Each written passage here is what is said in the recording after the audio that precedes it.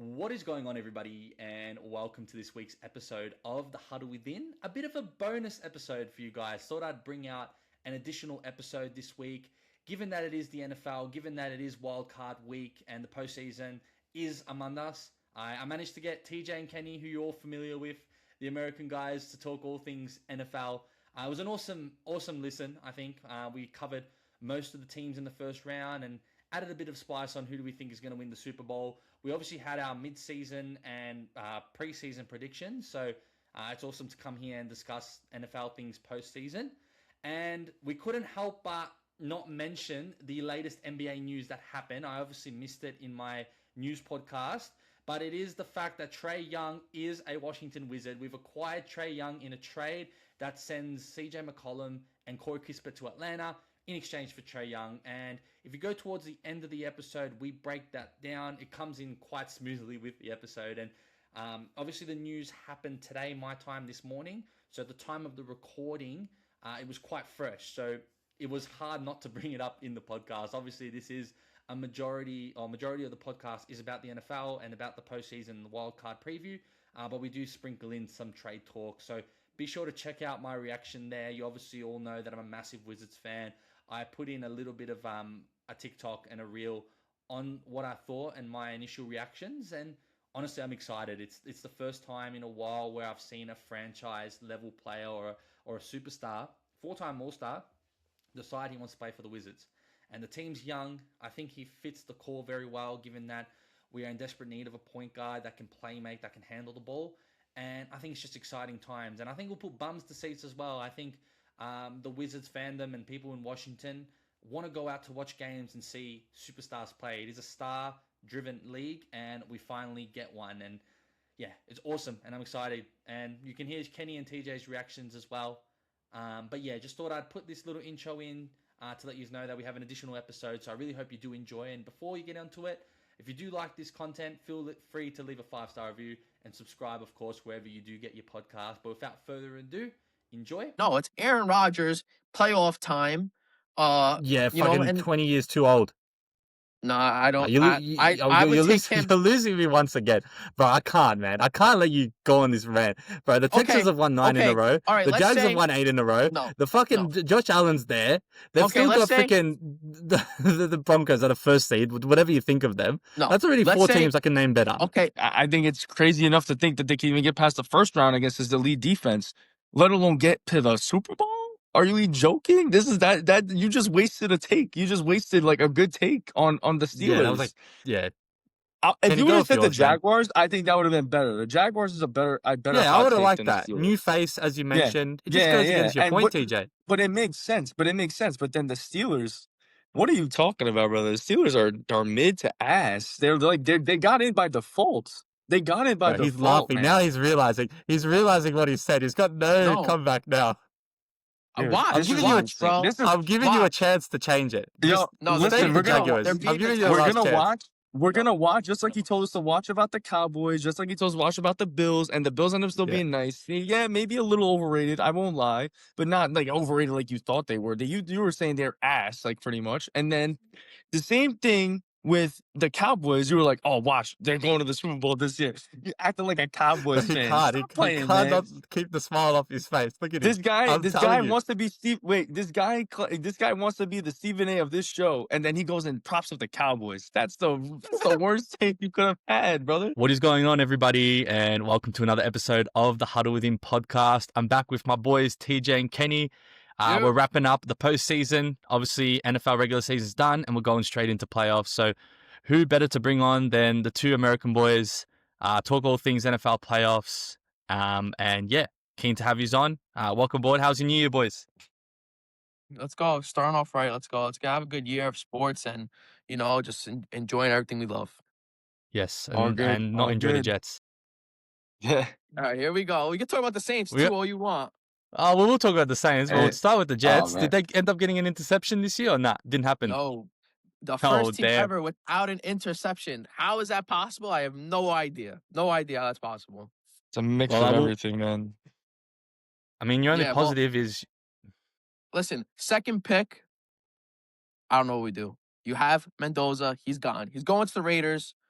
Raiders with Genty, Bowers, bright future over there. You come look at my Jets. I don't know what we're gonna do. You have the kid from Oregon, and I heard if we don't go for the kid from Oregon, we're gonna go look at free agents. We have Kyler Murray, what's his name from the Packers, the backup, Malik Willis, I believe his name is. Malik Willis is the backup. Yep. And there's one more I forgot. But I don't know. We'll see. The kid from Oregon, you go watch his stuff. I don't know. Very weird. 50-50 man. I don't know if you should take a quarterback after Mendoza, honestly, this year. It's like not a great quarterback class outside of him, honestly. So I think if you guys were smart, I think you guys go like get another position, like maybe there's some good old linemen coming out and there's a good edge rusher I know I forgot from where, but like there's some good players outside the top 10 or outside the top like Mendoza that are pretty good that aren't QBs. So I would probably just try to add in other positions if anything, you know. Yeah, Aaron 100%. Glenn. I don't know about Aaron Glenn though. I don't know. Aaron Glenn, his first year, kind of a rough one. I mean, not to get an interception is like crazy, bro. Like that's got to be talked about in some it way. is You know what wild. I mean? I mean, at the end of the day, I feel like That's it's not his insane. fault. It's not his fault. No, But the only thing I ask over there, please, re-sign Brees. That's all I ask. Do not let him walk. Do not let Brees walk. I think he's please. gone, man. I think he's 1 foot out the door already, man. Why would he want to stay there? I don't know. I I think don't know. another limelight is getting rid of Sauce. Probably a good thing. First, second round pick. Didn't end up working out in Indiana, so you look like the real winners there, I feel.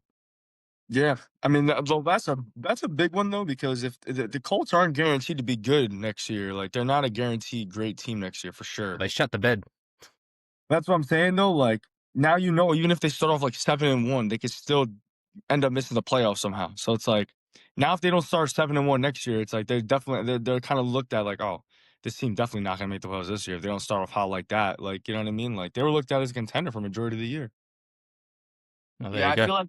I feel like the only way you can really look at it as a whole is we get rid of Sauce Gardner, and then the stat comes out first time ever with 0 interceptions, and your interceptions are mostly from your safeties and your corners. So, I feel like it kind of makes us look dumb a little bit, but it is what it is. Yeah, but you're Nah, not trying to nah. preserve It a definitely. record. No way, dude. It does not. You guys do not look dumb at all for that. That trade actually made you guys look very smart. That and the Quinn Williams trade look very. The only thing I would say that was crazy was that the fact that the Cowboys were willing to take Quinn Williams for Micah Parsons at one point. That was the one that was like, all right, the Jets. If the Jets didn't accept that, that's kind of crazy. You know what I'm trying to Yeah. say? Facts. Yeah. But anywho, if you want to talk about the Saints, we can. We've got our future quarterback. I don't know if you've heard of his name, Tyler Shock. I don't know if I've Tyler spoke about it Shough. enough. What pick you guys have, though? We got the 8th pick, man, and we're going to get Jeremiah Love. Jeremiah Love is the running back out of there. They reckon better than Ashton Janty, a higher prospect. Imagine tying him up with Shock, Chris Olave. We got Vele still. Man, I'm excited, man. NFC South is ours next year, and we're going to actually make the division respectable because I reckon we're going to go 10-plus wins easy. And I can't remember the last time the NFC South winner had more than 10 wins, and I think the Saints will be the first in a long time. Watch out for us. I'm telling you. Next year's our year. Is Love projected to go that high? Yep, he is projected 8th, right where the Saints have him. And I think it would be great to get a running back like him. We have some good running backs, Estime. Obviously, we still have Devin Neal and Alvin Kamara, but Alvin Kamara is starting to decline a little bit. I think Jeremiah Love's the guy. I think that's who we get. Listen, I'm a Notre Dame fan, and all my friends know it because I'm always sending stuff in the group chats. Jeremiah Love is a monster. He's a beast. You go watch his highlights against Penn State last year in the college football playoffs. That will literally show you why he should be a top running back, a priority. And that's one of those guys where if he was to fall to the Chiefs or to a top team like that needs a running back, that would be scary. He's coming to us, so we don't have to worry He's about underrated. He's definitely an underrated prospect, though. I don't think people talk about him enough.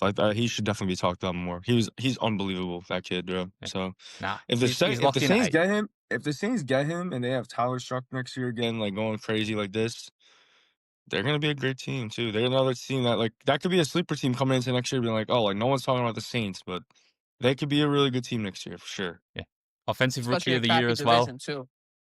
Yeah, that's what I'm saying. That's what I'm saying. Exactly. And mind you, we finished last in the division. We get the worst odds as well. Well, best favorable fixture. Yeah, easier schedule, exactly. Yeah. So I think we're looking good, man. 100%. And look, he had a better season than Jackson Dart. That's all I'm saying. Sorry, Ken. Nah, I mean, actually, towards the end of the year, 100% I would agree. And also, like, I think Tyler Shuck's play style is like a lot less reckless. So it's like I kind of like see that, but I'm all eyes on John Harbaugh right now. That's my whole thing with the Giants. John Harbaugh, get him in here, get the culture changing for the once. Like I'm tired of seeing 3-14, 3-15, 3-13, 2-12, 2-14 seasons. I'm tired of it now. It's been the last like 5 years. I literally don't even watch the Giants football after like week 5 anymore because it's literally just my fantasy team at that point because they're so bad. So I just don't want to root for my fantasy team alone by myself anymore. Like I actually want to root for my Giants. You know, I miss rooting for the Giants. It's been too long now. So we'll see what they do. They got the 5th pick. They of course always end up messing up the end of the year. Like there's a stat out there. The last like two years, the last 4 weeks of the season, like the last 2 weeks of each season is where they get most of their wins. Like they have 4 wins in the last 2 years or something along those lines, or 5 wins. And 4 of those wins comes in the last like 2 weeks of the year for both seasons. It's Always. like why? Like why? Why do we do that? So it's like every year we shoot ourselves in the foot. Now we end up with the 5th pick. Like they're gonna go get that receiver probably. That dude from either from forgot that kid's name, dude. He's from Carnell Tate yeah, or Jordan Tate, and Tyson? then Tyson. That's what I was thinking about. Tyson. I like Tyson a lot, but I think Cornell Tate is also really good too. But I know Tyson. That kid Tyson's really really good. So I don't know. We'll see. They might need it because Neighbors. I'm not sure if Neighbors gonna be back 100% next year. You know, he got a bad injury, so yeah. Yeah, see what happens there. But Harbaugh's the biggest thing. If we get Harbaugh, I'll be really happy. well, you brought up fantasy, so might have to just Next flex my topic. muscles here. Next topic. Hey. Next topic. Hey, who's the champ, man? Who's the champ? Let him know. What happened, Kenny? What happened? Dude, that is Both of you, what happened? Man. Semi-final, knocked off TJ, back-to-back champ, apparently massive American fan. Then you had Kenny in the final. Oh, yeah, baby. Hey, that felt good, man. Against 9 Americans representing Australia. Poor. Dude, Come on, Colston about it. Loveland freaking domination in That's that my last king. game. When I saw him going off, I was like, it's over. Yeah, And then I was dude, scared. for me, my kind of my skill players all screwed up too. Like other than RJ Harvey, like CeeDee Lamb had 9 points, Nico Collins had 9 points. I was like, all right. And then A-Chain didn't go crazy. I needed him to at least drop 20. He didn't even drop. He dropped 15. And then Genty was a big letdown for me against the Giants. But I should have knew better because I should have realized they were going to tank that game anyway. So I was like, I didn't think about that because if I would have played Charbonnet, it would have been a much closer game. I think you Charbonnet might had have won 27. it. Yeah. What's Well, up? another thing, I feel like this year, week 17, usually week 18, games are like meaningless, most of them. I feel like this year, even week 17, there wasn't many games that meant much, and a lot of teams wanted to lose, and it was just very weird. Like, I don't know. I feel like a lot of teams that are always fighting for a spot were out already. So There's still, it was, but the thing is with week 17, there's still stars playing though. So it's not like stars weren't playing. So it wasn't like Nico Collins didn't play the full game. But it was like they all played full games. They were all run Yeah. game though. Most of it was a run game. Like it felt like the running Yeah. backs were popping off over the receivers. Even my receivers were pretty shit. Like Jalen Waddle had like 0.7 points. I had all the guys that I had on the bench. Most of them are receivers. Shat the bed. The only one that did well was Puka, but he didn't even do that well. He only had like 14 for his standards. yeah. That's what I'm once saying, it's late in like- the year, teams being cautious, you know? Yeah, for sure. That's what I'm saying. I feel like, well, CMC should end up being the best player in fantasy this year again. I mean, that guy when he's My healthy. king. Yeah, that guy, that was a good risk because at the end of the day, I knew for me, I was scared to take him just because the injury risk. I had him a few years now. For And I was sure. like, dude, every year I have him, he's injured. But you took the risk and he ended up, I mean, he panned out this year. Yeah. He balled out like crazy. But he's Getting him a the guy 12th that's was year to massive for year, me. you don't know. Year to year, Of you don't know. course. Like, he'll produce well, but like year to year, like next year, you might draft him and then he ends up getting hurt. And it's like, oh, there goes my season because he's Facts. done. But Well, yeah. good. I have to Congrats give it you, to though. It was a Colson fair Loveland win. though. It was a I have fair to give it win, to though. Colson Again, Loveland. yeah, that guy Reason why? cooked, bro. Reason why is because I had Taysom Hill. I had him locked in. I was like, I'm going to run with Taysom Hill. And I was like, nah, fuck that. I'm changing it straight up. Like for someone that was going to play for Kittle, because I knew Kittle would have been out, but having Colson Loveland in was like an insurance policy in case Kittle decided to play. So if he didn't, I could make the quick change. And That single Thomas move, told me to that get single move saved his Tongers. team. Yeah, he did. Yeah, He's a good player, though. I told you if Kittle was out. I didn't see Loveland was on the waiver, so I was like, you got to go with his backup, Tongas, however you yeah. say it. And even he had a good game. He had like 19 points something. Yeah. So He no played matter solid what, well. you had that in the bag. You did. You know, Yeah. CeeDee Yeah, Lamb I'm to not- Kenny was a big hit. Big hit. Yeah. No, CeeDee Lamb, Yeah, I think CeeDee you. Lamb was a big loss, bro. I mean, yeah, he sucked the majority of the year though for me too. Like he was not worth like again like for a top 10 pick, like it Well, wasn't it's worth just it. I it's mean, because one, he was out for a few weeks, correct? If I'm not wrong. Yes, he And then was. yeah, two, but even towards the end of the year, two, he was healthy. yeah, But he had two. George Pickens, man. That allowed I was George gonna Pickens to say be wide receiver one. George Pickens was not supposed to eat that much of his work, honestly. And mind you, Javonte Williams was not supposed to be that good of a running back either. Yeah. He was And not. To be Ferguson at the fair, So start was really good too. He was really good at the start, Ferguson as who was well. that? speaking of the Uh, Cowboys, Te- Ferguson. speaking of the Yeah. Cowboys, man, Yeah. TJ, your take about the Cowboys? What Yeah, the heck what the happened to fuck these was guys? that? What did we say? Listen, I feel like if you go look at their schedule and the games that had just happened in that moment, it felt like the momentum was just completely shifting on an offense that was unstoppable. And Your then AFC picks the have been rubbish. yeah, you're telling me. And then all right, I'm like, oh yeah, great take. You know, they're gonna do great. Yo, they come out and they crap the bed. And I was like, this wasn't supposed to happen. Their schedule But was tough, TJ. I knew this coming from a mile away. Not it's even Come just on that, but now. it's tough. their defense was never consistent though, Eberflus too. That's the sucks. He's biggest thing. fucking gone. Maybe they'll be better now, but still. I Their mean, I think defense was listen, never consistent, bro. eventually something's got to give. I don't know what they do to Dak. As a Jets fan, he's one of those quarterbacks where I would give some picks. Joe Burrow, I would give them some picks. Like those are two teams with such great quarterbacks, with great players around them, but the defenses are just so bad. They're rubbish. You We'll know, see what happens. Joe Burrow would be Eberflus is out, crazy. like I said. Yeah, Eberflus is gone. Thank God. I don't even know why he had the job to begin with. He should never have gotten the job. I think he's been in numerous positions now as a defensive coach or coordinator, and he's failed every single time. I don't understand how he keeps getting the job. I think he might just be good in his interviews for some reason, but that just goes to show sometimes if you have a good interview with the guy or you're able to like kind of win over an interview, you could get any job no matter your performance. So, you know, again, I looked at that team and I was like, dude, their offense is great, but if their offense doesn't have it going one game, their defense isn't holding them up, and that's what happened. Some of their games, their offense they couldn't win in the game, and then their defense just choked. That's why they're not Very like that. Weren't like a contender by any means. I was like, when you said that, I was like, dude, that's a crazy take. Another crazy take. You boys had Kansas to win it all. They're not even in the playoffs either. That was a massive crash out from them. I think Mahomes getting injured was tough. Didn't help towards the end. I honestly, But I yeah. am very shocked about the Kansas not making it. But at the end of the day, I always said like their team is only going as far as Pat Mahomes could take them. Even if like no matter what their roster was, you just believed in Pat Mahomes. That was the biggest thing. Pat Mahomes was their roster. So 100%. like 100%. for me, And now, like, I never even thought their team. Even last year, I didn't think their team was that good. I didn't think their team was good the year before that. When Tyreek Hill left, I didn't think their team was going to be that great.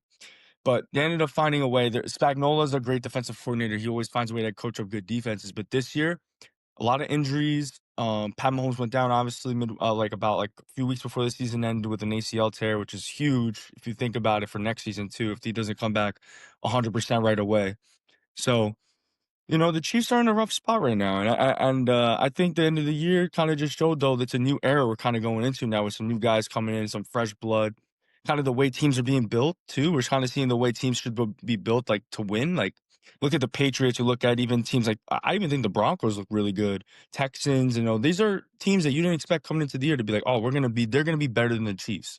Like no, I didn't think these guys were gonna be better than the Chiefs, but it wasn't because of their other pieces. It was more so just Pat Mahomes. well, the Chiefs have three big stories going on right now. One, Patrick Mahomes, torn ACL, supposedly he's going to come back in September. I think that's pushing it, especially for one of the greatest quarterbacks we've seen in a long time.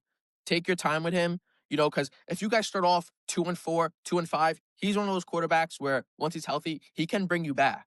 So I don't think they should rush him back. Two, Travis Kelce, is he coming back?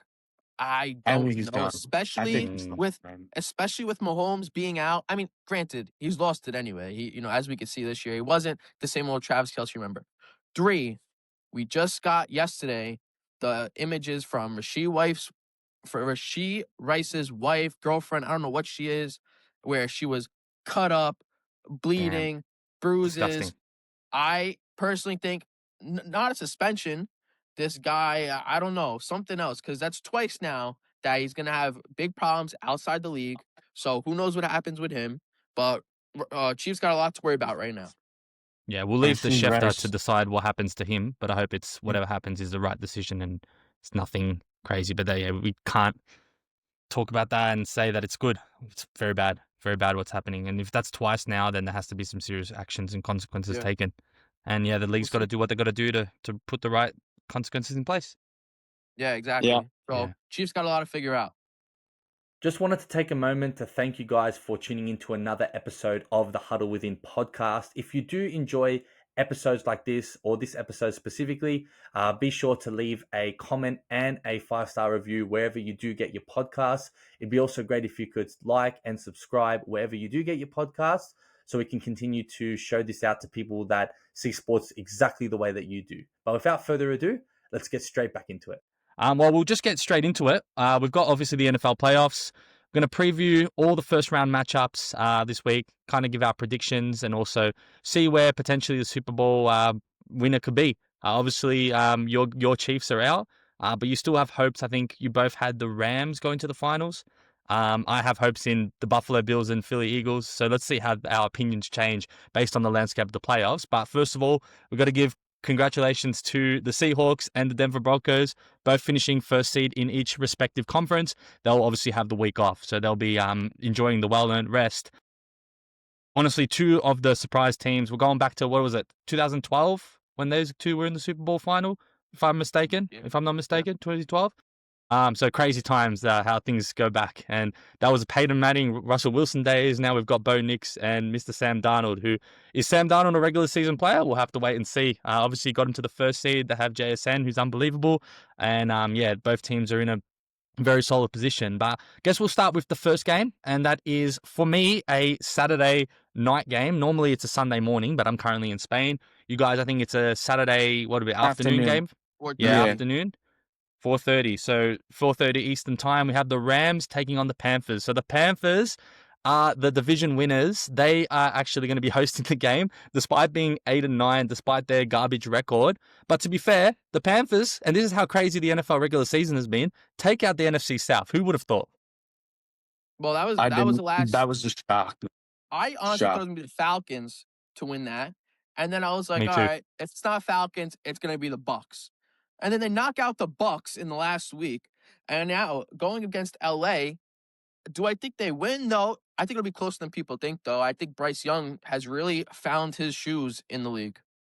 Yeah, it's funny how the Atlanta Falcons and the Saints had the NFC South matchup to determine who would take out the division, and both teams had nothing to do and had no involvement in the playoffs. I just found that hilarious. But yeah, I do agree with you. I think the Rams will probably take this one out, but the Panthers, nice surprise, and I think they'll be happy with getting a first week of the playoffs. They should enjoy it for as long as they can, because I don't think that's going to happen next year with the Saints. But got to give credit where credit's due to the team. I think the Panthers are going to do, like you guys said, better than everyone expects. I do think the Rams do have to show up still and play, though, their best game, because I do think too many people sleep on the Panthers defense, and the Panthers defense has shown time and time again this year that they could come out and surprise you with different schemes. They could throw different things at you. They have some good outside players. They have some good in linebackers and guys that kind of get at you.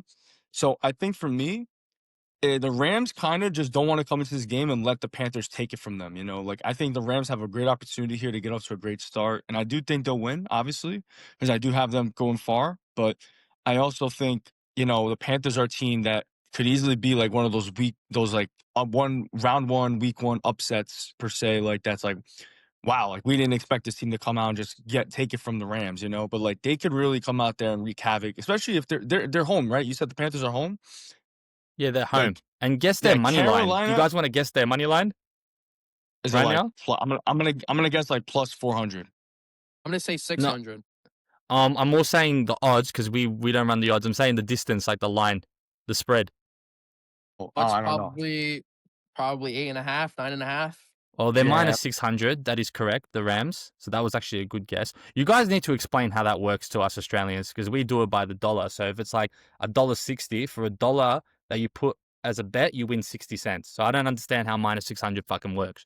So Yeah. minus 600 means that in order to make $1, you need to put down $6. If it's plus 600, you put down $1, you win It $6. makes sense. Yeah. That's what how it is, yeah. So you Oh, just kind of look at it like that. Yep. That's a but great why is it that's a like that? perfect way to I don't I know. honestly That's just never the way seen it's it been your like guys' that. way until I met you, if I'm being honest. I always knew it as the way it is over You here. wanna know? It's a I think this is what people talk about with the gambling and everything with FanDuel and like all these different sports betting sites now is what like the big scandal is the way they handle like the way they put the odds in. It kind of could trick people. So sometimes some games that are like, for example, I think yesterday in the NBA I saw just because I was looking like one of the games was like the Nets were like plus like 150. And it was a close game. But like, and the Nets have been pretty good recently, but like, no one would think like against the Magic, like a team like the Nets should be anywhere close to plus 150. So people look at that as like, oh, like this could be a trap game. Like the Magic could end up like the fact the Magic are only minus 150, where you could basically win even money with them. That's like a trap. It feels like a trap, you know? So So sometimes if they shift the lines a lot, and that it does make it kind of confusing when you like, for example, I feel like the way you guys probably do it is probably a lot more ethical, to be honest, than the way that FanDuel and these guys kind of place yeah, their lines. So it is kind of like where like people are like, oh, like this is where like the rigging comes into play. yeah. Like Well, sometimes with Australia's these got a like different massive lines. we've got a massive gambling culture, like one of the biggest in the world. So I think if we ran the American lines, people would get fucked over so bad. But basically what it means is that if it's minus 150, let me repeat, if I put $1, I'll win $1.50 on top of the dollar. So it'll be like 250 back total. Yeah, what? Yeah, Yes. yeah, it'd be Yeah. about yes. It would be that, or no. Technically, if it's minus, that's plus 150. Minus 150 would be like 50 cents in a way. Like it'd be like you'd win Okay. like Yeah. like because it's like it's a favorable odds. So the favorable odds, the more favorable, obviously, you drop like the amount of You money, the drop them less the risk it 100. is. Yeah. Yeah. Yeah. Yeah, So minus Okay. minus 150 to make $1, you have to put down $1.50. Okay. So to like basically make $1. Yeah. Okay. Yeah, it's like Totally. I get opposite. it. It's like opposite, you know? Yeah. With the minus. Yeah. Okay. Yeah. Nah, I sort of follow on. It's going to take me time to get it, but it's just always good to know because you always see these and hear these in podcasts and everything about the odds. But basically, in terms of the spread, which we'll probably talk about because that's consistent across Australia and the US, it's 10.5, which I find quite disrespectful.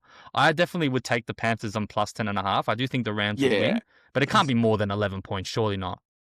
You see, well, It I depends. It all depends. I'm really big in like watching where I put my money and watching the public and this, that, and the third.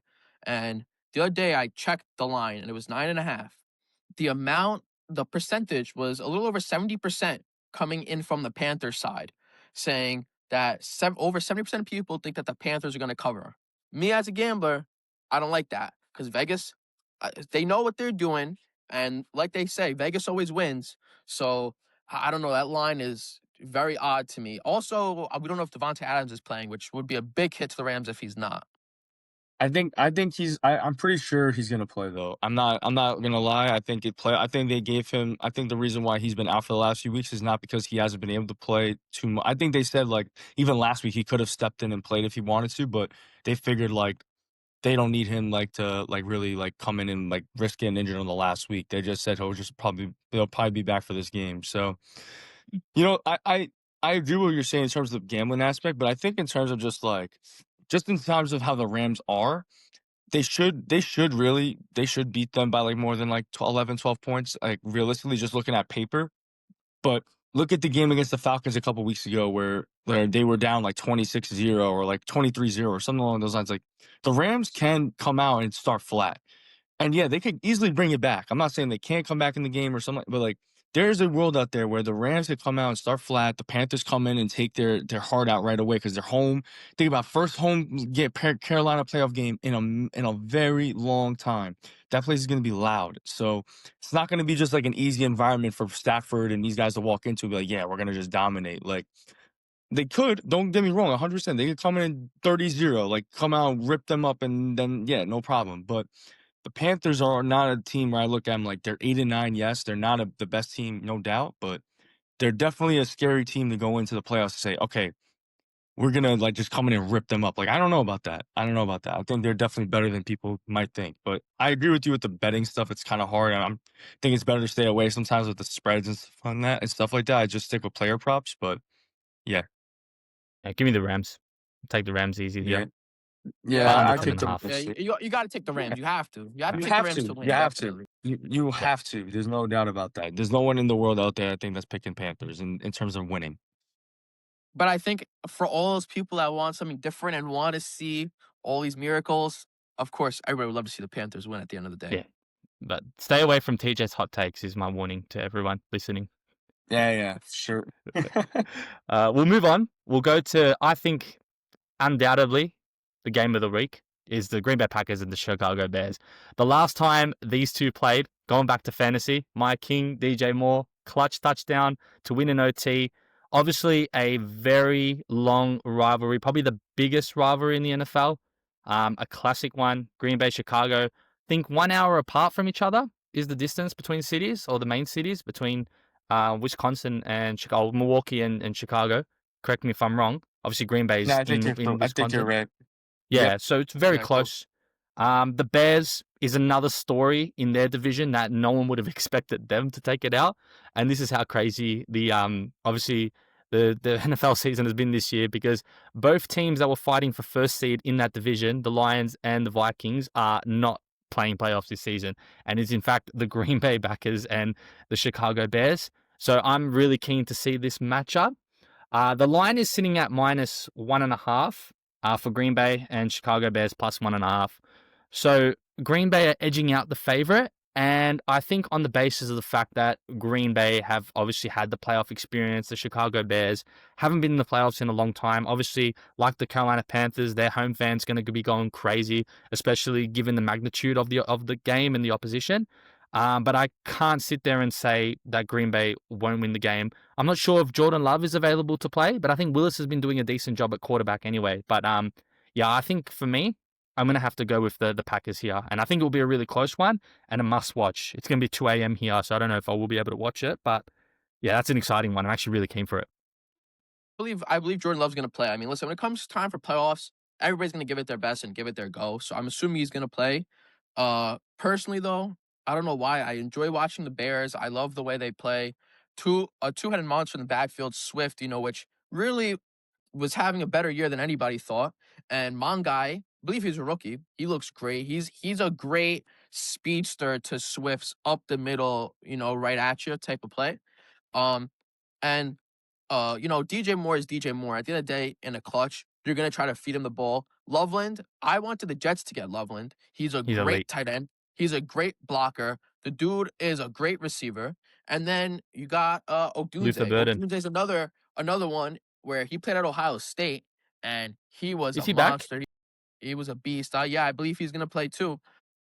He's another one where they were being really cautious with him because they saw where their season was going. They had a great year, and I think with all these younger guys on the Bears, I think they take a step this year, and I think they beat the Packers. Yeah, I think half the reason why they were probably going cautious with Odunze is, like I mentioned, Luther Burden the third. What an unbelievable season he had towards the end of the season as well. And I think they just got a lot of weapons, actually. And it's quite surprising how many weapons they really have, especially the young guys in Loveland.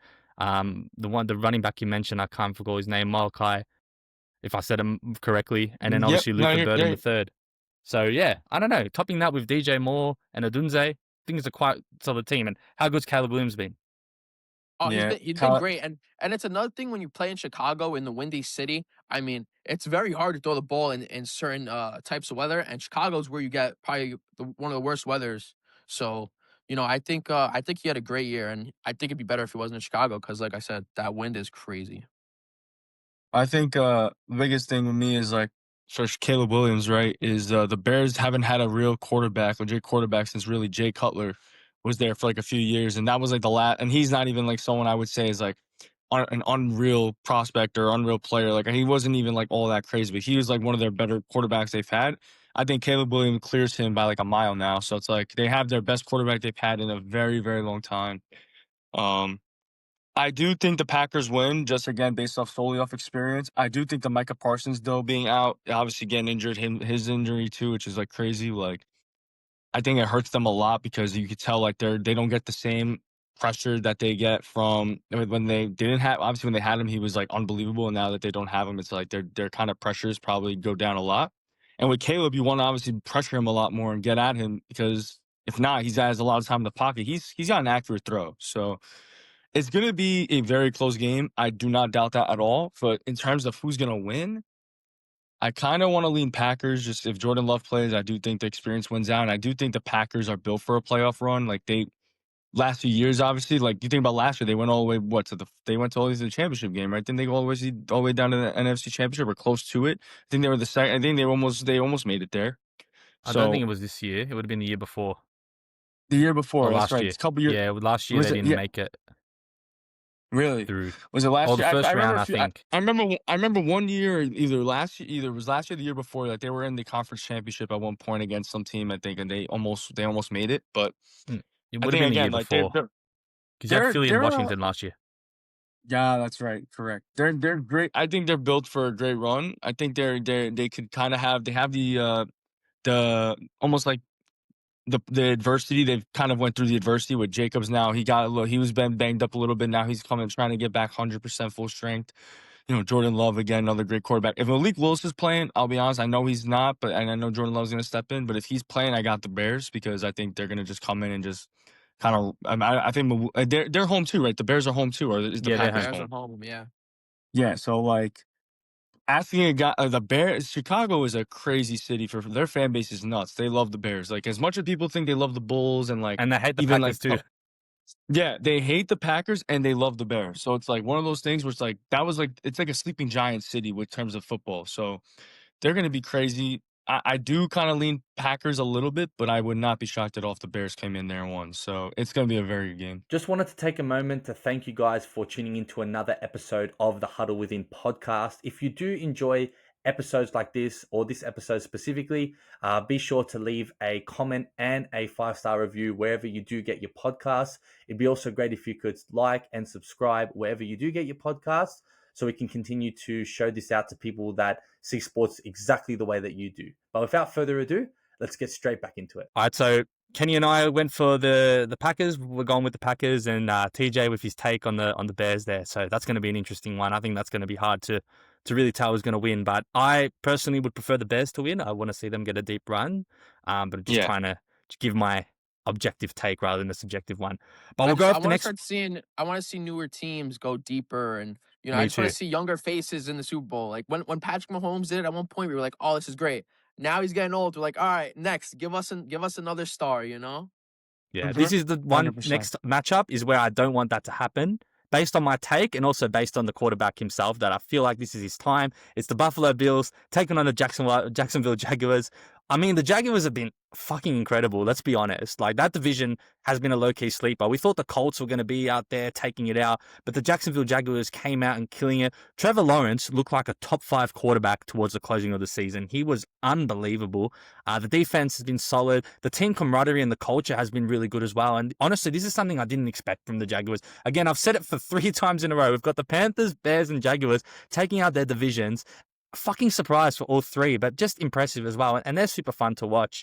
They're great. But, man, Josh Allen, this is his time. This is the chance. No Lamar Jackson, no Patrick Mahomes to get ahead, no Joe Burrow in the NFC. This is his opportunity finally to be able to solidify himself as the quarterback, and I'm fucking rooting for him. I'm going for the Bills. They're covering -1.5. I feel like Josh Allen understands the magnitude of this situation, the opportunity for him to solidify himself as one of the greats in Buffalo Bills and a great quarterback. Give me the fucking Bills. Let's go. Come on. Give me the Bills for the whole Super Bowl, man. That's my team to this year. Listen, Trevor Lawrence was coming to the league. He was quote unquote the next Peyton Manning. He was the golden child. He was supposed to be everything. Everything. He was supposed to be the best. He didn't live up to it. All of a sudden this year, he comes out of nowhere. He's ending the year. I believe they ended the year on an 8-game win streak, something like that. They were on a heater. How can you slow them down? Give me the Jaguars. I mean, don't get me wrong. You're such a Buffalo Bills hater, man. You're trying to live on that overrated take, man. I'm telling you. Don't get me wrong. Don't get me wrong. Josh Allen is great, but I'm going to go back to what I said months ago.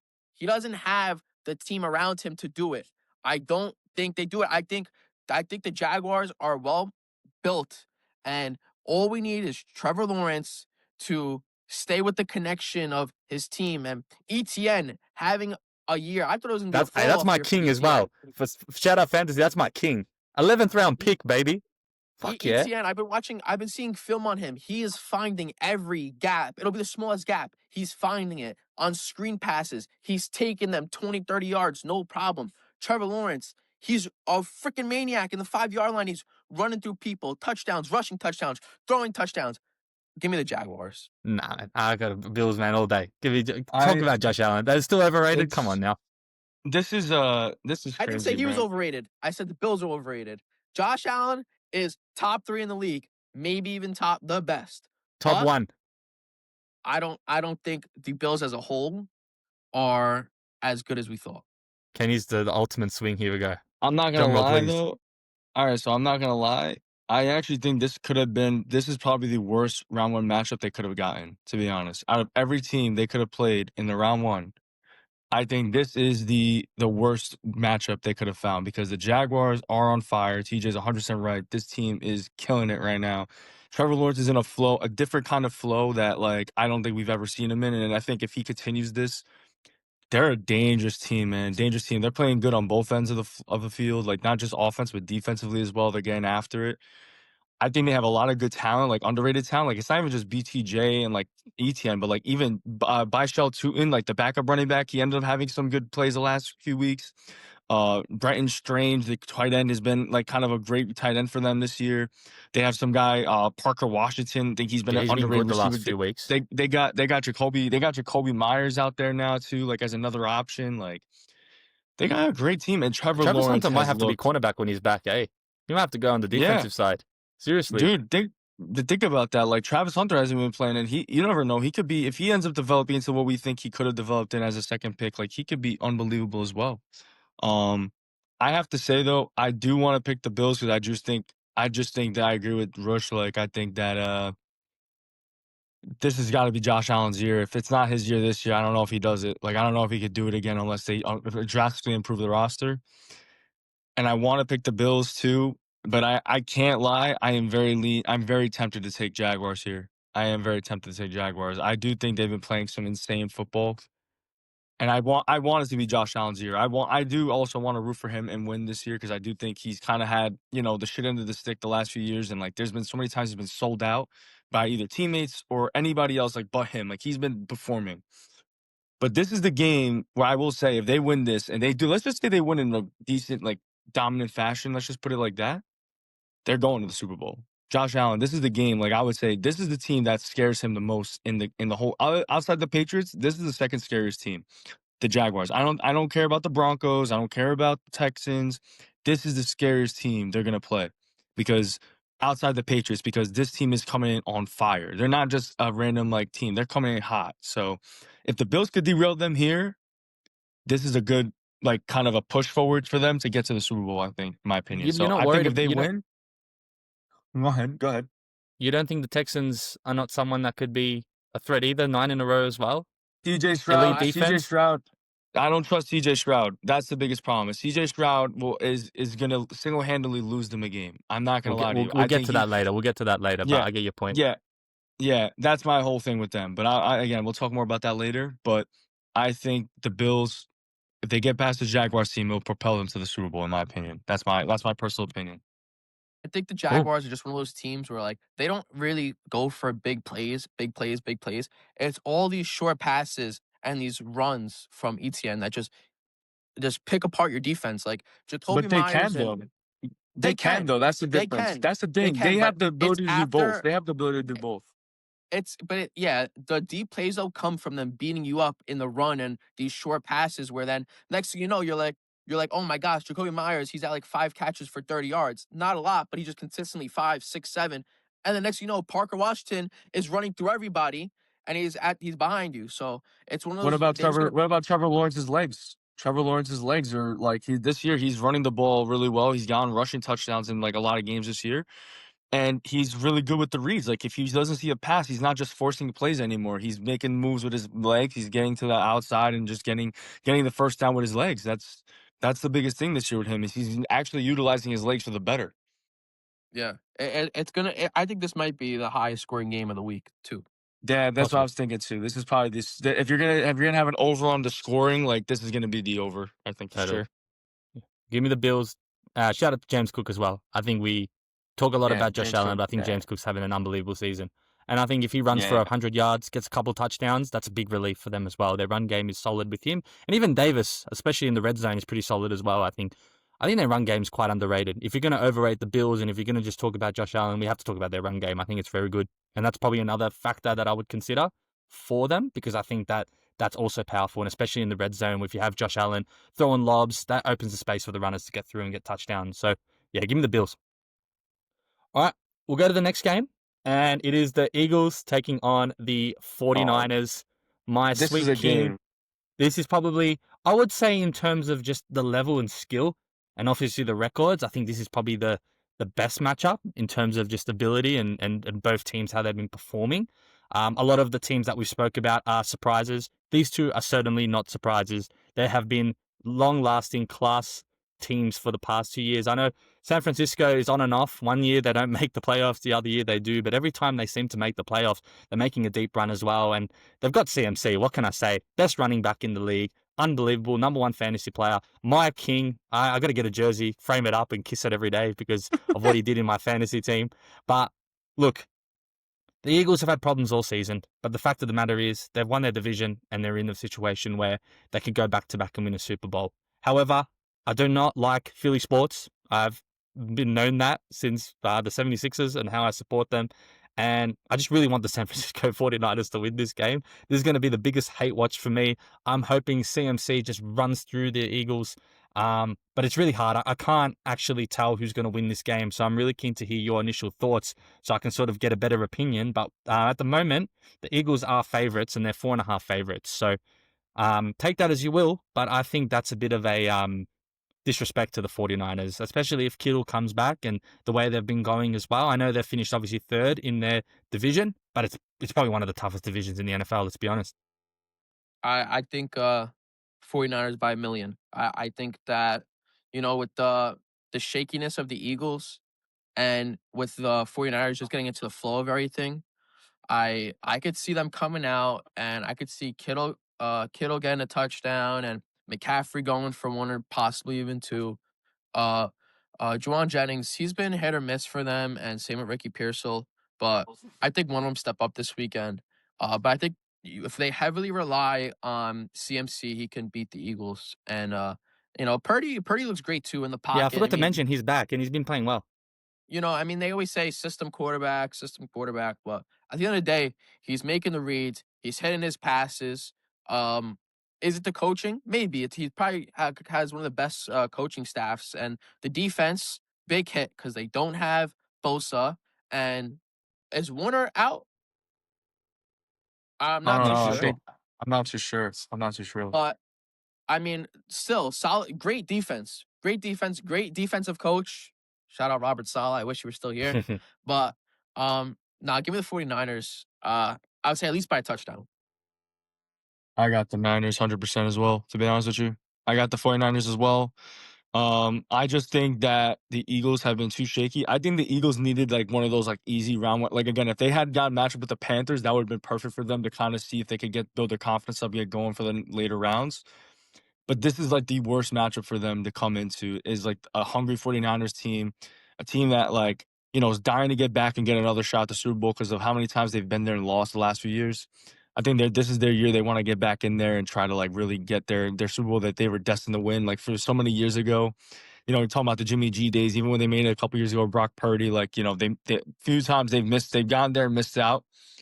I think the Eagles are just all disconnected. I don't think their receivers are on the same page. I don't think Jalen Hurts has looked good. Like you talk about the Bills game. You know how many completed passes Jalen Hurts had in the Bills game? The last time he had zero in the second half completed passes in the half. Like, how can you rely on someone like that? You can't have a quarterback that can't complete a pass an entire half. Like not one, not even a short pass or something like that to like a Saquon or like a Devontae Smith. Like, dude, he has been awful this year. Awful. I have not liked him ever. I don't think he's been even a top 15 quarterback this year, if I'm being honest. I think people want to give him that grace because he's a reigning Super Bowl champ. But he has not been good this year, and I don't think it's going to just suddenly change overnight. I think the 49ers are going to come in and I think they're going to mop the floor with them. I'm going to be honest with you. I think they're going to mop the floor with those guys, man. It's going to be a disaster for the Eagles. Yeah, it is I tough. think, It's a tough matchup because it's a tough matchup for them, week 1. Your relief round is one. like your defense. Those two white boys of safety and cornerback, Cooper to Gene. Yeah. Man, hey, Yeah. fucking hell. Him and But Nicky, there's only so he's much they winning can the lot. do. Nicky Bella, man, that's crazy. That is Yeah, but crazy. there's Off only topic so there. much they could do, though, when you're You going can against a look, team like the but you Niners that has so can't many touch. weapons. He's definitely touching. That is crazy. But That's I just crazy, think man. 20-year difference, bro. 20-year there's only so difference. much you That's could wild. do. There's only so much you could do, even with those two guys. Like, there's only so much they could do when you have to guard Kittle, CMC, Jawan Jennings, Ricky Pearsall. They have Brock Purdy with his legs too. He's moving. He runs a little bit sometimes too, when he has to. Like, there's so many weapons on that team, and I don't think offensively they're going to be that elite to compete with their offense. That's the problem. Is like their defense isn't going to be enough to suffice their horrible offense. So Yeah, for sure. I just think the Yeah. 49ers are going to dominate them. I don't know how the Eagles are favorites in this game. This should be a much more even odds game than like anything. If it was even, I'd understand. But the fact that they're favorites is, I know it's not by a lot, but still, like, I don't think they should be favorites by any margin. I think it's because they're obviously Super Bowl reigning champs and they obviously have home field advantage. But like I said, their real like joy has been their white boys in defense. But one's getting that's been slapped their with the only Nicky really Bella. bright spot. One's getting slapped with the Nicky Bella curse, and the 49ers don't really play a receiving game. So I don't think that's going to help. And then, like you said, there's just so much disconnections on offense where I think that it's just a bit of a struggle. Unless they come out and they just say, we're the Eagles, we're in the playoffs, we're going to get our back-to-back ring, and everything just works out. A.J. Brown fucking receives for about 130 yards, gets like 2 touchdowns, and Saquon becomes the Saquon we know and love. That's probably the only way they can win it. But it's really up to the mentality of each players and see how they connect. I think that's the only way. And I think the bookies and people are relying on that. So I can see why they would be the favorite. But in the basis of, I think all of us, let's be honest, don't like Philly to begin with. Let's be real. And the fact that we haven't seen enough from them. And we like the 49ers. We like CMC. And we like how they're looking. Pete Warner's not going to be back, unfortunately, unless they do make the championship game. I just had a look. Yeah, give me the 49ers. Fuck it. I think there's 2 things the 49ers have to do to win this game.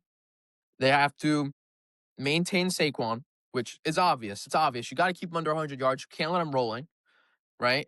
And you cannot let that. There's always that one deep bomb to Devontae Smith where it's a 60-yard bomb and there goes the momentum. They cannot let that happen. You got to keep Devontae Smith in front of you and watch the run game. That's it. These short passes, let it happen. Let it happen. No, I also think they're going to come out the gates. I think they're going to come out the gates. The 49ers are going to come out the gates and beat them in the first quarter. If you get them down in the first quarter, they're not going to come back from it. They're not resilient this year.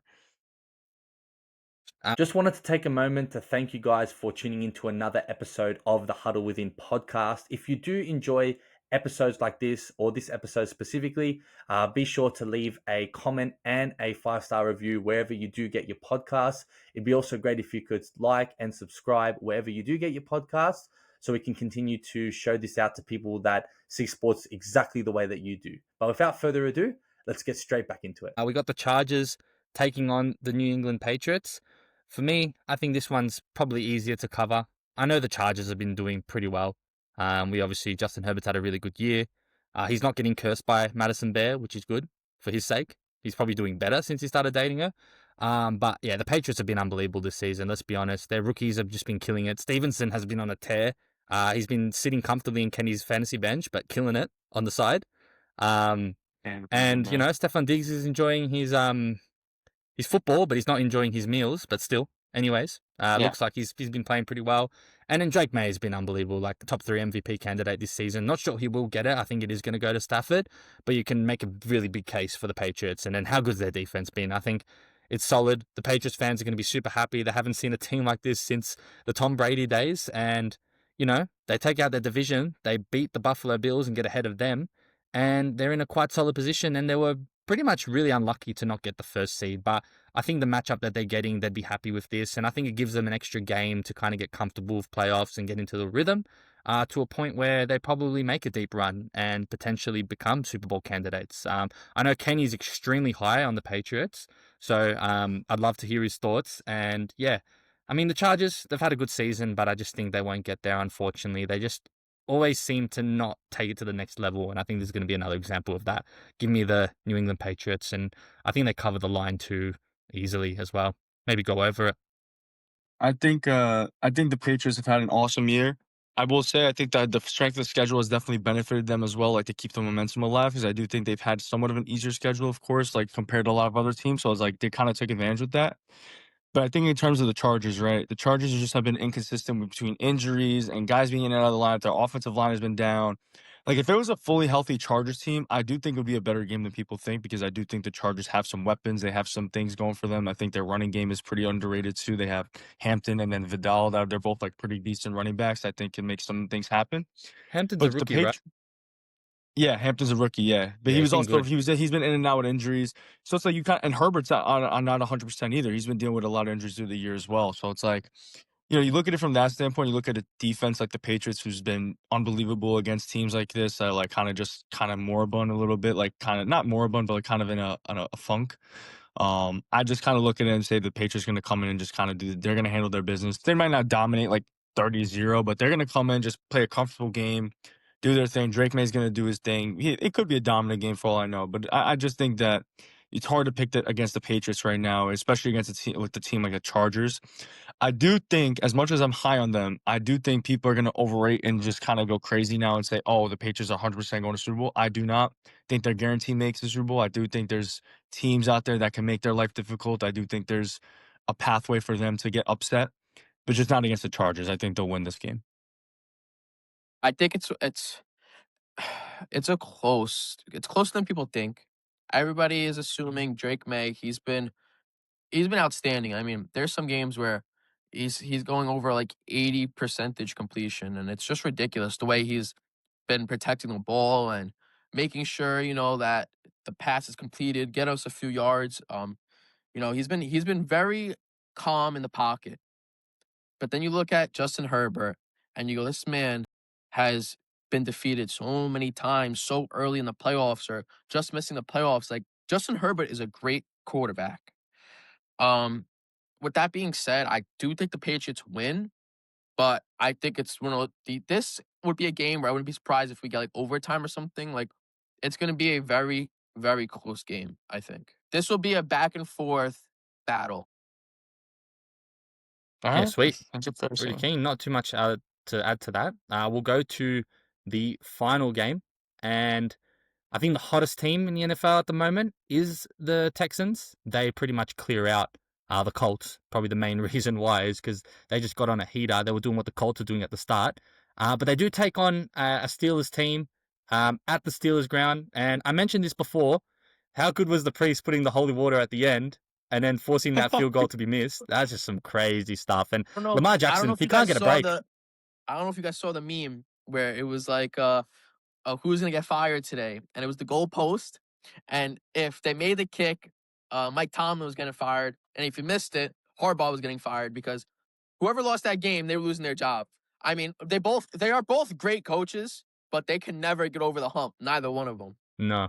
I think Mike Tomlin will forever have a reputation of just being over 500 for his season. Yeah. And I think that's respectable in himself. Let's be honest. He's been a great coach there. But I think this whole coaching career, there's just been teams that are just much better than them, unfortunately. And I think the same thing is going to happen here. I think the Texans, man, historical defense. Like, honestly, unbelievable, this defense. Especially when they better be wearing those red helmets, man, because those things are beautiful. We spoke about that and how beautiful they look. If they come out with those helmets, I reckon their defense goes up by like 10 times just because of that uniform.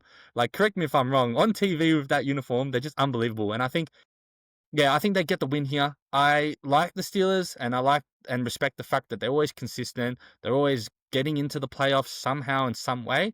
But I think that's the maximum capability that they have. They have some nice, decent players. Aaron Rodgers is looking good. I feel like he sort of revived his very, very terrible stint with the Jets.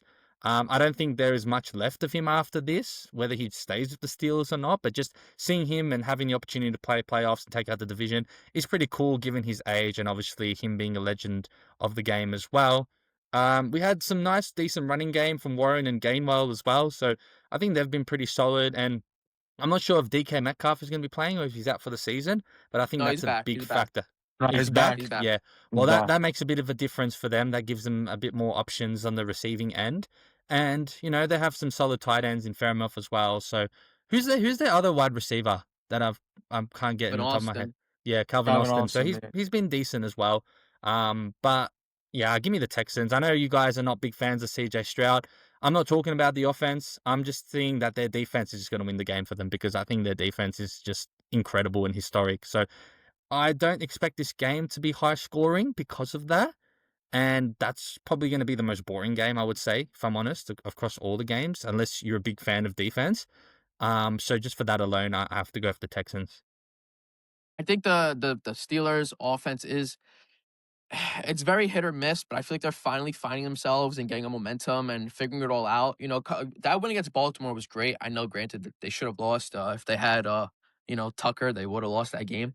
But, um, it's just, eh, I don't know. You look at the Texans and that offense is 9 in just a row. consistently. I They've won 9 in know, a row. but they Like you talk still about hot don't. teams, 9 in a row. It's crazy. That's a team that's getting bailed out every game by their defense. Best defense in the league, don't get me wrong, but I think Unreal. Aaron Rodgers is gonna come out. He's back in playoffs. Like you said, he's revived. He's ready to go. And Oh, leaving man. New York, every player plays better. Give me Of the course. Steelers. Give me the Steelers. Wow, the upset Yeah. pick. Give me the Steelers. You know what's crazy? I don't hate that pick though because I also think the Texans are That's a not the shaky worst. team, not just 'cause defensively. I just think the Texans offensively are so. I just think with CJ Stroud. I mean, I'm crazy enough to say this. I think Davis Mills, whatever, whoever the backup QB Mills, was, yeah, Mills. Yeah. he might be the better option right now. I think he would have them looking more dangerous because I think he has a more dynamic like he's just the way he plays. He plays with a lot more swagger than CJ does at this point. I think he has a lot more ability. It feels like than what CJ does when he plays. So I'm gonna say the Texans. I'm not gonna say the Steelers. I think the defense is enough to get them past the Steelers. But I don't think this is like 2009, 2010 anymore, where a great defense can will you past bad quarterback play. This is going to be a team that's going to need CJ Stroud to step up and be at least a serviceable top 15, top 10 quarterback in the game in order for them to want to make it to the Super Bowl and make it past some of these other teams. I think their defense is elite. Like you said, historical. They're one of the best defenses we've seen since maybe the Legion of Doom or Legion of Boom, I should say. Sorry. Legion of Boom in Seattle, you know. And if you talk about some of the Ravens defenses since then as well and others as well, you could talk about. But they have been an unbelievable defense, and I do think they could win this game for them, but I don't think they could make it far for them just by just carrying like one end. Again, it's not 2009 anymore where you could have an elite defense and that's it. If you have a great quarterback with an elite defense, you could win because then you have a quarterback that can will the offense and then a defense that could take over. But if you have a subpar quarterback with an elite defense, it's kind of hard to win nowadays. It's not like, again, like where Joe Flacco and Eli Manning, where they weren't their best selves. They made plays, but they weren't elite quarterbacks by any means, in their primes. Their defenses obviously were the big reason why they won their Super Bowls, but this isn't those ages anymore. You need a good offense now to kind of help the defense out. So, yeah, I think the Texans win this game. I don't know how much farther they make it after this, though, with that offense. So, I that's my agree. personal opinion. I think Yeah, they'll win this game. I don't see them by any means going any further. I just Yeah, think this game, I think it's with the enough for this matchup, game for sure. yeah, especially with the battle red helmets. I really hope they wear those. They better wear those. Yeah, I think they need it for good luck for sure. I agree Yeah. with you. I like those helmets a lot too. Just wanted to take a moment to thank you guys for tuning into another episode of the Huddle Within podcast. If you do enjoy episodes like this, or this episode specifically, be sure to leave a comment and a 5-star review wherever you do get your podcasts. It'd be also great if you could like and subscribe wherever you do get your podcasts, so we can continue to show this out to people that see sports exactly the way that you do. But without further ado, let's get straight back into it. Okay, so that pretty much wraps up the preview of the first round of the NFL playoffs. Just to reiterate our predictions, we all unanimously went for the Rams. Myself and Kenny chose Green Bay. TJ went for Chicago. TJ also went for Jaguars, while me and Kenny went with the Bills. We all unanimously went for the 49ers. We all back in the Patriots.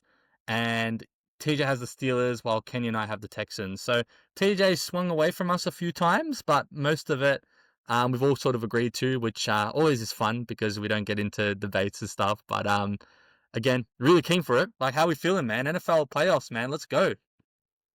Yeah, I think it's gonna be fun, man. I think we had a different Super Bowl this year. Different Super Bowl. Different stars to shine. Who do you reckon now, based on what we've said? I'm still going Eagles, or not Eagles. I don't want that to happen.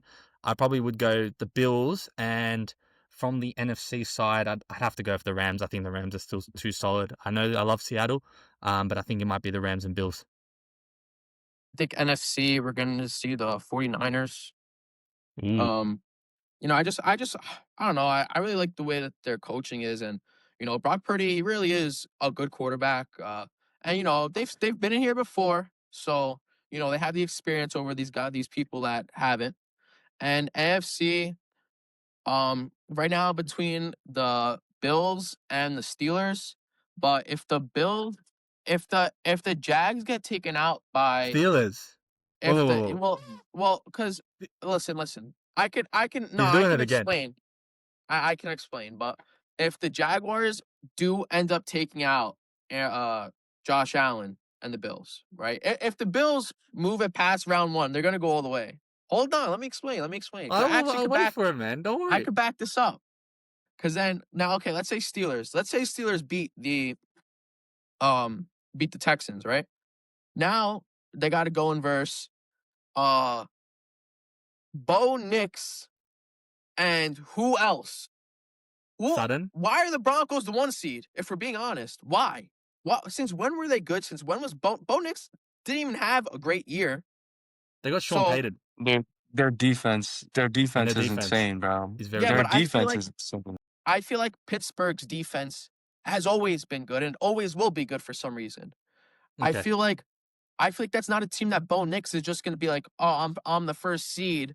Let me just, you know, you beat this 7 seed easily. No, it's Aaron Rodgers, playoff time. Yeah, fucking 20 years too old.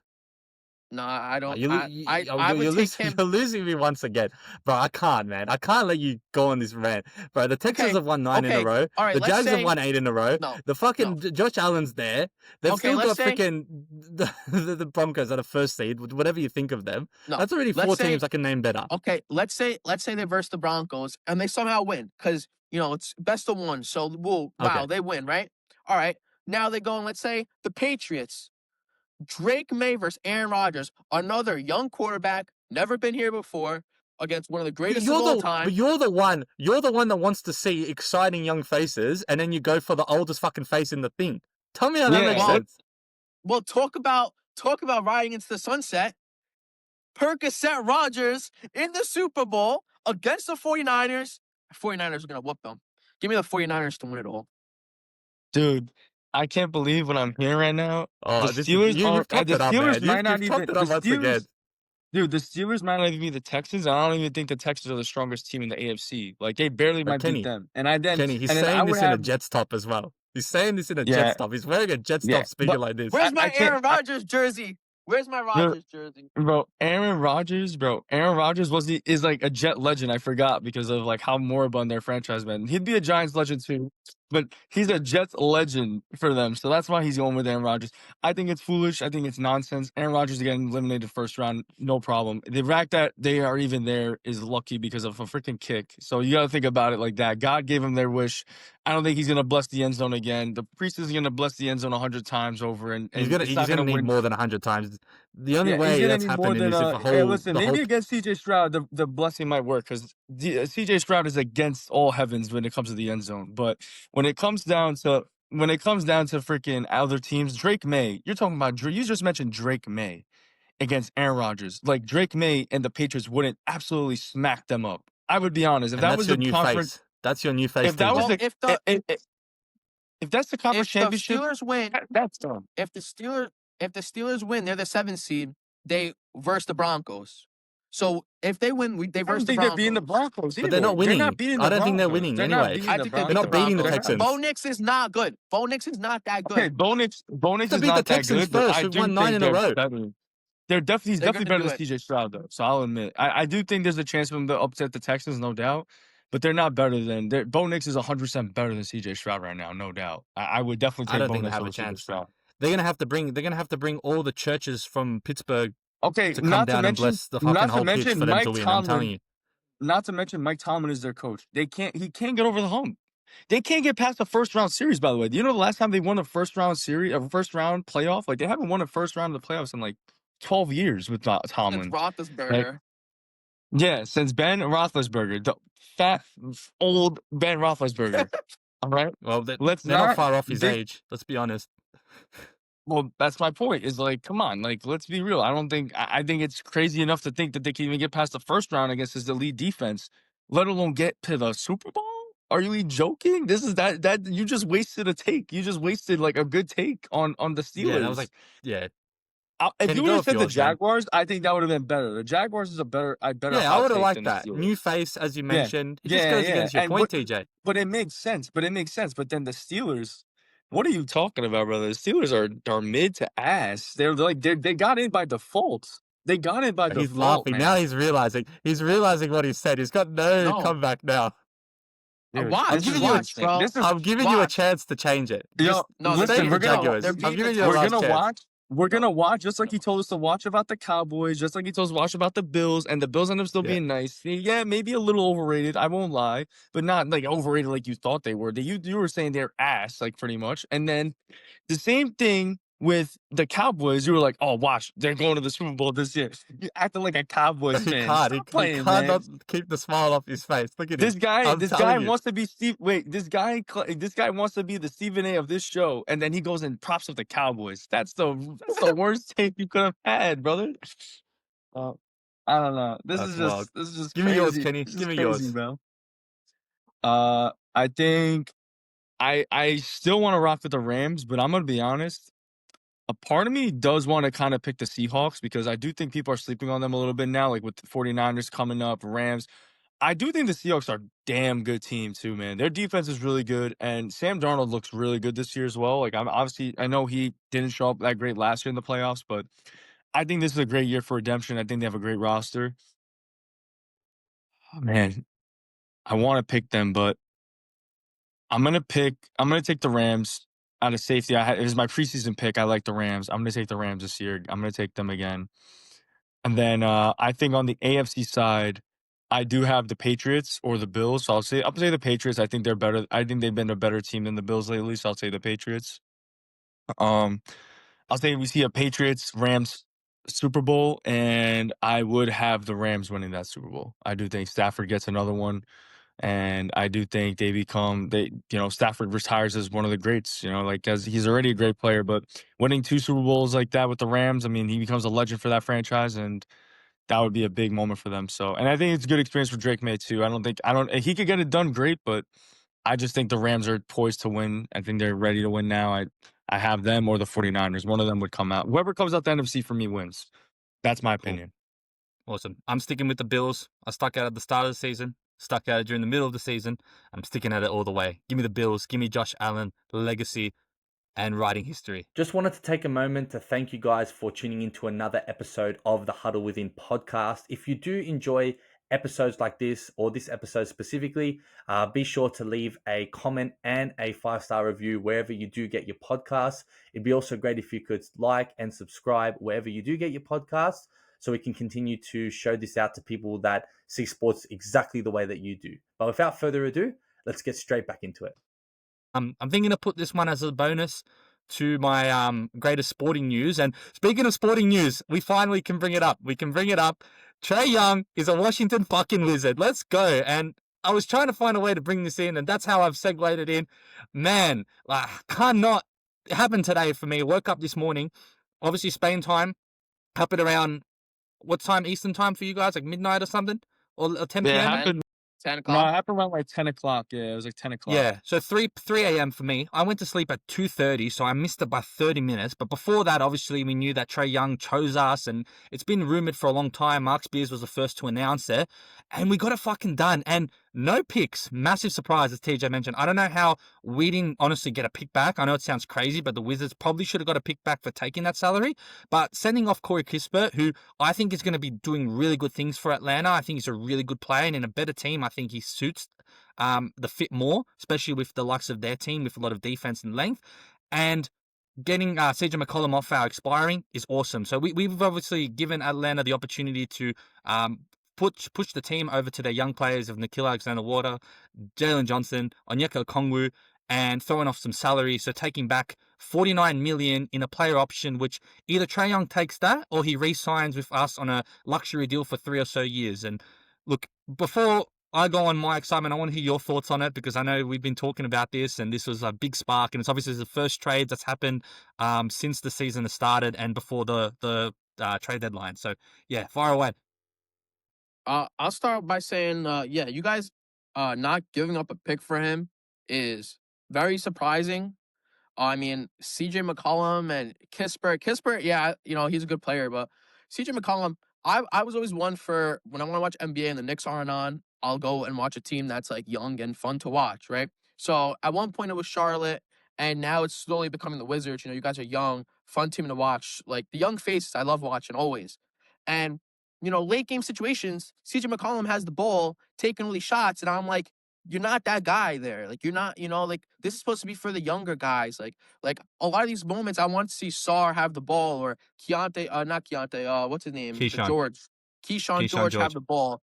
And, he wasn't good for them because he was this is my team, my team, my team, where Trae Young's going to go there now. And he might not be that winning caliber person that you guys want for playoffs, but he's somebody that's going to teach these young guys to be more confident in their shot, and that, the amount of assists he's going to have here with this team is going to be ridiculous. I will say one thing. We have to remember that he took Atlanta Hawks to the conference finals. One thing first. Okay, it's a long time ago. Travis Schlenk was the GM. He's a big executive officer at the Wizards, so I can understand why they got it done. He really likes him, and I think that was a big factor into why he came to the Wizards. But also one other thing, right? We are in desperate need of a point guard. We haven't had a franchise point guard. I mentioned this on my TikTok reel. Go check it out, guys, if you haven't. We've been missing a franchise point guard since Russell Westbrook, and before that, obviously, John Wall. We have someone to handle the ball, to run the offense, and he doesn't need to play defense. Everyone's saying, he can't play defense, he's not two-way. We've got fucking Bilal, we've got Alex Sar who's leading in blocks, we've got Keyshawn George, who are all three elite defenders, and Trae Johnson has proven to be a well-rounded on-ball defender with lots of motor as well. And just think about the amount of open looks Trae Johnson is going to get, one. The amount of pick and roll play that Alex Sar, the amount of spoon-fed buckets Alex Sar is going to get. He's already becoming a 18 and 10 machine right now. Those numbers are easily going to be 20 and 10 now. He's guaranteed 20 and 10 just from 2 or 3 lobs from Trae Young. I'm excited. And I'm not saying we're going to win the playoffs. We're not going to win a championship now. I still think we're going to have a lot of time. But the best thing about this is that if Trae Young does take his player option, we have him only for a year. And we have a sample size. We see how he goes with this team. Worst case, he's sitting here for a year. It's sort of a place where he's just in purgatory, and a competing team takes him and we get back a few picks. It's a win-win for us. And I'm fucking super happy about it. We flipped Bradley Beal for fucking Trae Young and like a bunch of second-round picks. Like, fuck me. How good's in that? Look where Bradley Beal is right now, obviously injured, but he's doing fuck all with the Clippers, and CJ McCollum was just literally there to be an expiring contract. Kenny Goffroy, I'm excited. I'm so happy. I could never imagine in a million years that a player would want to come to the Wizards and say, I choose the Washington Wizards. Whatever it's for his own selfish requirements to get his empty stats or whatever he wants to do, that's amazing. That shows that we're doing things here. Well, I think at the end of the day, the biggest thing, right, with the whole draft pick conversation was, I think the reason why no picks were involved was because for the Hawks, it was like, okay, we get a guy that we could, a CJ McCollum that could fill the point guard spot for now, just so we don't lose the playmaking and offense that he's Trae on brought. expiring, so yeah. And he's on an expiring, so it's like, okay, even if he doesn't work out, we could get that salary cap space back and reuse it on someone else, right? And then Kispert's a great shooter. Like they need, I think no team nowadays could ever ask and say, oh, we have too much shooting. Like, no, there's never too much shooting anymore. So they add another great shooter to their lineup, their rotation that could come in along West Side. Some of their great defenders and put up some buckets, right? For the Wizards, it's like a no risk, it's a low risk, high reward kind of situation, right? You get rid of CJ McCollum, you weren't going to sign him anyway. It wasn't like he was a long-term plan. Corey Kispert was kind of the odd man out now, kind of like not saying he was bad or anything like that. He was good, but like I just feel like He's better you in a have a lot competing of team.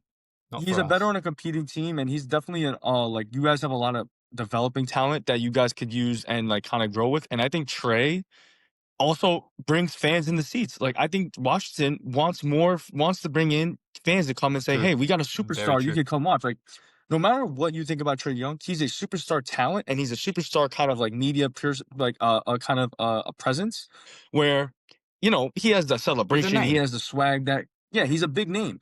And it's not like he's a wash big name. Like people talk about him like he's like a terrible, like I get it, he's not a great defender. But people act like he did the past years, he hasn't averaged 27 and 10. He's a 27 and 10 guy, dude. He averages 27 points and 10 assists a game for majority of his career. Like you can't just say like you don't just give that away for nothing.